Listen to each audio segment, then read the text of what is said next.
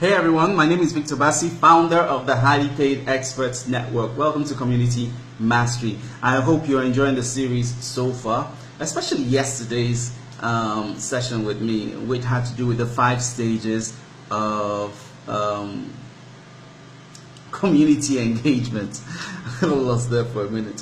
So it was pretty interesting. It was pretty interesting to see the response of each and every single one of us when I shared that content. And based on the feedback, tomorrow we're going to be doing our very first Facebook Live broadcast. So if you want to be a part of it, I'll put the link up above. So all you need to do is just join us on our Facebook page tomorrow at noon, 12 noon GMT +1.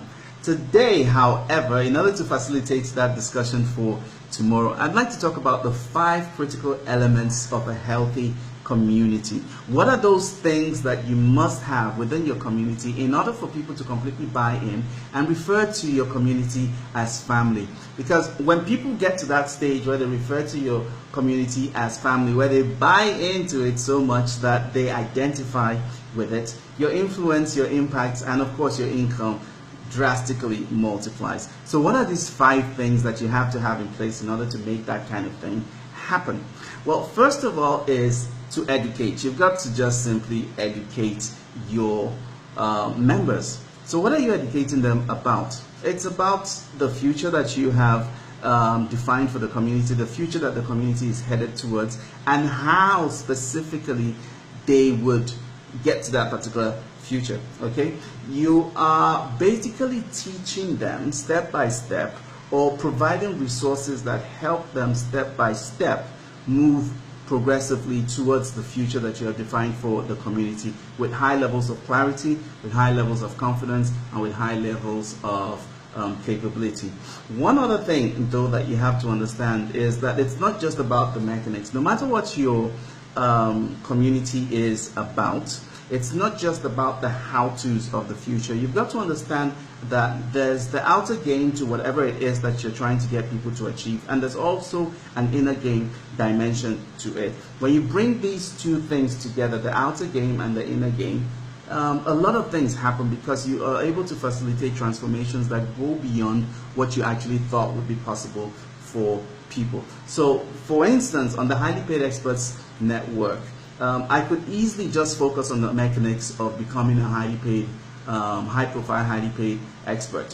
What you need to do online, all the PR stuff that you need to do, how you write, how you create products, and all of that. But if I focus just on that, it wouldn't make it wholesome, because when you think about it, about 70%, well, I'm just getting figures here, but I think that about 70% of the things that actually hold us back are not the mechanics on the outside, they're the dynamics inside.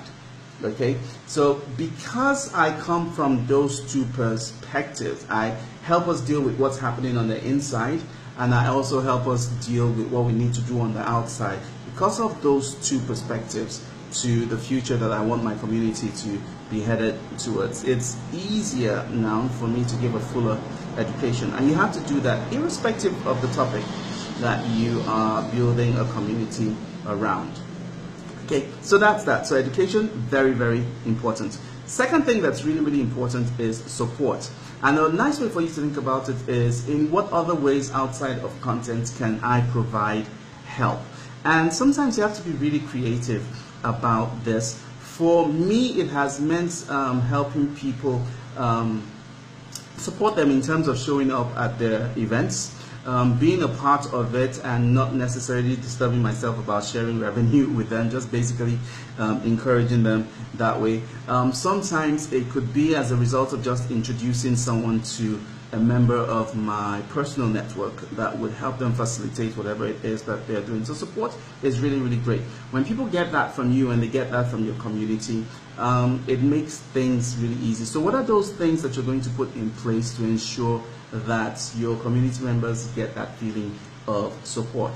Number 3 is celebration, and this is really, really important, because this is the glue that actually binds people together, that actually makes people feel like they're a part of something that appreciates them. Okay, so birthdays, anniversaries, whatever small achievement that people have or that people have made, it's actually up to you to be creative about finding out about these things, because once you demonstrate that interest in people, that level of interest in people, you find that even those who did not participate start participating, and as a result of the participation, at some level they start committing, and the engagement levels just basically go up. So you educate, you support, you celebrate. Fourth thing rather has to do with connecting people, fostering connections within your community. And like celebration, sometimes you have to be creative about it. It's not just enough that you would bring people together and expect them to meet each other or connect with each other online. That does happen, but sometimes also creating specific opportunities for people to do that also works. And then finally is that of duplication. What are those things that you're going to do, put in place to make sure that your membership multiplies? And incidentally, if you educate, if you support, if you celebrate, and if you connect, duplication basically takes care of itself. So those are the 5 key things that you need to focus on if you are going to build a healthy, thriving community. If you got any questions about this, as usual, you know what to do. Just put the questions in the comments below and I'll answer them. I'm looking forward to seeing you in our live broadcast tomorrow. So if you can make it, fine. If you can't, there'll be a recording afterwards. All right? See you all tomorrow.